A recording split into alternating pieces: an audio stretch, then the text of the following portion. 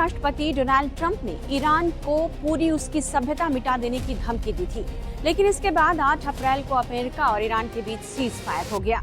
Iran के सख्त तेवरों की वजह से अमेरिकी राष्ट्रपति डोनाल्ड ट्रंप को झुकना पड़ा। ट्रंप ने आखिरकार 8 अप्रैल की तड़के 2 सप्ताह के लिए युद्ध विराम की घोषणा कर दी। इससे पूरी दुनिया ने राहत की सांस ली, क्योंकि अमेरिका, इजराइल और ईरान के बीच चल रहा युद्ध 40वें दिन में प्रवेश कर गया था।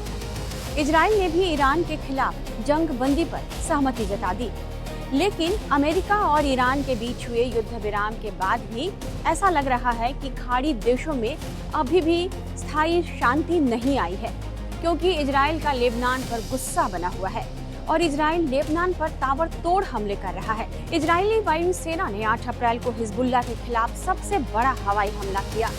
इजरायली सेना ने यह घोषणा की कि वह तेहरान के साथ 2 सप्ताह के युद्ध विराम के बावजूद लेबनान में ईरान समर्थित आतंकवादी समूह से लड़ना जारी रखेगा, जो कुछ घंटे पहले हुआ था। इजरायली रक्षा बलों ने कहा कि उसके हमलों ने बेरूत, पूर्वी बेका घाटी और दक्षिणी लेबनान को निशाना बनाया है। इसने बेरूत के दक्षिणी उपनगरों और दक्षिण लेबनान के इलाकों में लेबनानी नागरिकों के लिए हमले से पहले निकासी की चेतावनी भी जारी की। अमेरिका और ईरान के बीच संघर्ष विराम लागू होने के बावजूद लेबनान पर हुआ इजराइल का यह हमला पहले से भी तीव्र और घातक था। रिपोर्ट्स के मुताबिक इस हमले में 254 लोगों की मौत हो गई है। नेतन्याहू ने इन हमलों को युद्ध शुरू होने के बाद से हिजबुल्लाह पर किया गया सबसे बड़ा प्रहार बताया है। इजरायली पीएम ने यह भी कहा कि अगर जरूरत पड़ी तो इजराइल ईरान के खिलाफ फिर से लड़ाई शुरू करेगा। 8 अप्रैल की रात इजरायली पीएम बेंजामिन नेतन्याहू ने यह साफ किया कि युद्ध विराम केवल ईरान के साथ हुआ है, लेबनान के साथ नहीं। नेतन्याहू ने यह भी कहा कि हमारा संदेश स्पष्ट है, जो कोई भी इजरायली नागरिकों के खिलाफ काम करेगा उसे निशाना बनाया जाएगा। जब तक हम उत्तर के निवासियों को पूर्ण सुरक्षा बहाल नहीं कर देते, हम जहां भी जरूरी होगा हिजबुल्लाह पर हमला करना जारी रखेंगे। वहीं व्हाइट हाउस की प्रवक्ता कैरोलिन लेविट ने भी एक सवाल के जवाब में यह कहा कि लेबनान युद्ध विराम का हिस्सा नहीं है। अब समझते हैं कि इजराइल हिजबुल्लाह पर हमले क्यों कर रहा है।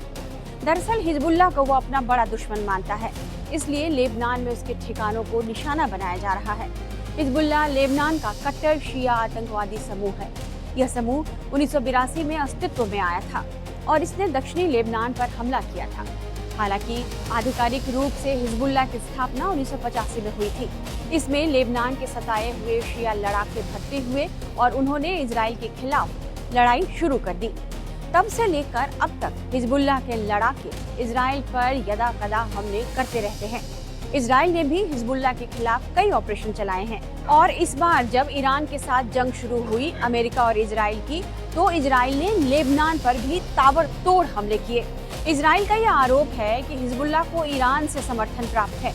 इजरायली सेना के अनुसार हिजबुल्लाह के पास 45,000 लड़ाके हैं, जिसमें से 20,000 सक्रिय रहते हैं और 25,000 रिजर्व में हैं। इजराइल ने साफ किया है कि हिजबुल्लाह के लिए कोई भी सुरक्षित जगह नहीं है और आईडीएफ उसका पीछा करना जारी रखेगा और बड़ी ताकत से काम करेगा। वहीं अमेरिका और ईरान के बीच संघर्ष विराम कराने का मध्यस्थ बने पाकिस्तान और ईरान का दावा है कि युद्ध विराम की शर्तों में लेबनान पर हमले रोकना भी शामिल है। साथ ही ईरान ने यह चेतावनी भी दी है कि अगर लेबनान में हमले तुरंत नहीं रुके तो वह ऐसा जवाब देगा जिसका उसके दुश्मनों को पछतावा होगा। इजरायली रक्षा बलों ने 9 अप्रैल को यह घोषणा की कि बेरूत में एक इजरायली हवाई हमले में हिजबुल्लाह नेता नईम कासिम के सचिव की बुधवार शाम को मौत हो गई है। रिपोर्ट्स के मुताबिक पिछले 6 सप्ताह में लेबनान में जारी जंग में 1500 लोगों की मौत हो चुकी है, जिसमें 130 बच्चे भी शामिल हैं, जबकि 10 लाख से ज्यादा लोग विस्थापित बताए जा रहे हैं। कह सकते हैं कि अमेरिकी राष्ट्रपति डोनाल्ड ट्रंप के ईरान में 2 सप्ताह के युद्ध विराम की घोषणा किए अभी थोड़ा ही समय गुजरा है, लेकिन इस शांति समझौते में दरारें साफ दिखने लगी हैं। वहीं लेबनान के साथ उत्तरी सीमा के पास रहने वाले इजरायली भी समझ चुके हैं कि भले ईरान के साथ युद्ध अभी रुक गया हो, लेकिन हिजबुल्लाह के साथ यह आगे भी लड़ाई जारी रहने वाली है। इसलिए वे लोग अपनी जगह छोड़कर किसी दूसरी जगह जा रहे हैं। इस तरह के तमाम एक्सप्लेनर्स के लिए आप बने रहिए टाइम्स नाउ भारत के डिजिटल प्लेटफॉर्म के साथ।